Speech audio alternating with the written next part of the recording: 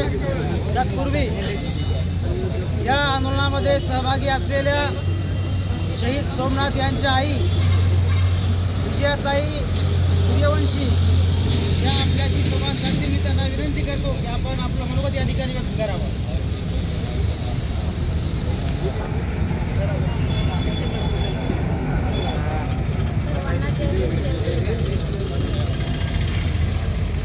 विहार आहे ते ब्राह्मणाच्या ताब्यात आहे.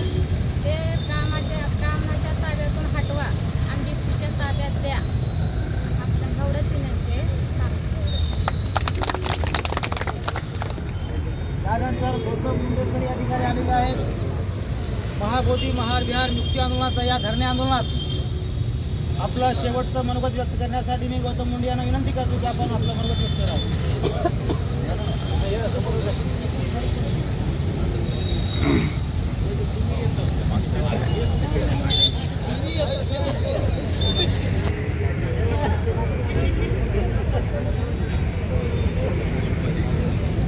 महाकरुणी भगवान बुद्ध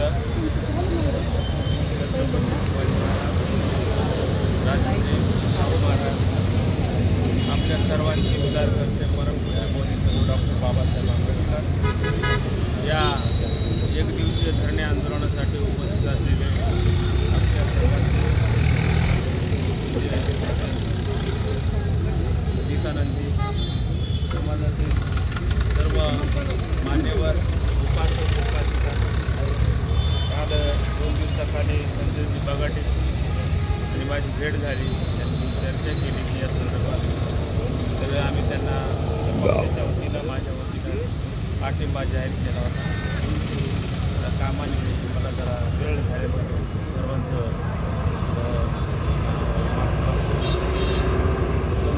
देशामध्ये जगामध्ये त्या बुद्धाच्या तत्वावर अनेक राष्ट्र प्रगतशील झालेले आहेत. यामध्ये सर्वात मोठा क्रमांक जपानचा आहे. जगातल्या महान देशामध्ये जपानची गणना होते. त्या देशामध्ये बुद्ध काय आहे हे कळलेलं आहे, समजलेलं आहे आणि त्या अनुषंगाने तिथले लोक बुद्धाच्या तत्वाचं विचाराचं अनुकरण करतात. पण दुःखाची बाब ही आहे की बाबासाहेब आंबेडकरांनी 1956च्या नंतर तथागतांच्या स्वाधीन आम्हाला केलं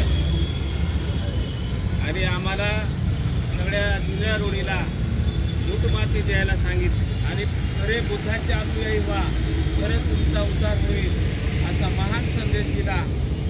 पण आपण आपल्या छातीवर हात ठेवून संध्याकाळी विचारा आपल्या मनाला त्यामुळे बाबासाहेबांना दिलेल्या संदेशाचं किती प्रमाणामध्ये पालन करतो, किती खरं बोलतो, किती शांतीच्या मार्गाने जातो, किती 22% पालन करतो. तर हा प्रश्न नक्कीच अनुत्तरित आहे. कारण आजही आम्ही भेटलेलेच आहोत.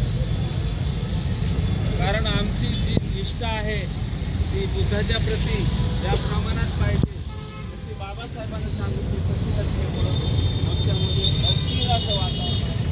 त्या ठिकाणी बुद्ध सांगतात की उकळतं पाणी जोपर्यंत स्थिर होत नाही तोपर्यंत त्याच्यामध्ये आपली प्रतिमा अवस्था झालेली आहे. बेशिस्त आहोत आम्ही, आज विचलित झालेलो आहोत आणि बुद्धाच्या प्रती बाबासाहेबांना आमच्या काळजी करण्याचा मुस्लिम समाजाची अल्ला म्हणजे अल्ला, बाकी काही असतं.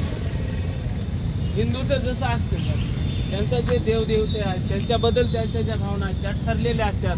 पण आम्ही तशा पद्धतीनं वागत नाहीत. म्हणून खऱ्या अर्थानं आज आमच्यावर बाहेरच्या देशातल्या बौद्ध भिक्खूंनी जनतेनं येऊन आंदोलन करावं लागतंय. ही मोठी शोकांतिका आहे. त्यानं सांगण्याची माझी पात्रता नाही, परंतु परिस्थिती तशी आहे. ही परिस्थिती कधी बदलणार आहे याबद्दल आपलं थोडं चिंतन झालं पाहिजे अशा पद्धतीच्या माझ्या भावना आहेत. आणि सकाळी एक पोस्ट वाचली की 1949ला जे महाबोधी बौद्ध विहार हे लोकांच्या ताब्यात गेलं. त्याच्यामध्ये 9 लोकांची कमिटी आहे. त्या कमिटीमध्ये 5 ब्राह्मण लोक आहेत आणि त्याच्यामध्ये सगळ्याचा प्रमुख असतो त्या जिल्ह्याचा जिल्हाधिकारी. आणि त्याच्यामध्ये असं पण सांगितलं की त्या जिल्हा अधिकारी पदावर बसलेला माणूस जर एससीचा असेल, बुद्धाचा असेल, तर त्याला त्या ठिकाणी निर्णय घ्यायचा कोणताही अधिकार त्या कमिटीनं ठेवला नाही, त्या ट्रस्टनं ठेवलेला नाही. म्हणजे 4 बुद्धाचे आहेत आणि 5 हिंदूचे आहेत. म्हणून कुठलाही निर्णय घ्यायचा असेल तर बहुसंख्येनं बुद्धाच्या विरोधातलेच निर्णय त्या ठिकाणी होतात. म्हणून आमची ही जी मागणी आहे ती बऱ्याच वर्षापासून मागं पडत आहे. म्हणून यामध्ये जर या सरकारवर, भारत सरकारवर पूर्ण ताकदीनं दबाव आणला, आम्ही जर एक झालो, जर प्रदर्शन घडवलं, तर तो प्रश्न मार्गी लागू शकतो. आता जग आपल्यासोबत आहे म्हणल्याच्यानंतर आपण आणखी जरा जावं झालं पाहिजे, जागं झालं पाहिजे, या प्रकारामध्ये उडी घेतली पाहिजे आणि आपल्या हक्काचा, आपल्या विचाराचा जो प्रश्न आहे तो सोडवण्यासाठी आपण पुढं झालं पाहिजे, अशा पद्धतीच्या भावना या ठिकाणी व्यक्त करतो. बगाटे आणि सर्व मित्र परिवारांना या ठिकाणी बोलण्याची संधी दिली, त्याबद्दल धन्यवाद व्यक्त करतो. जय भीम.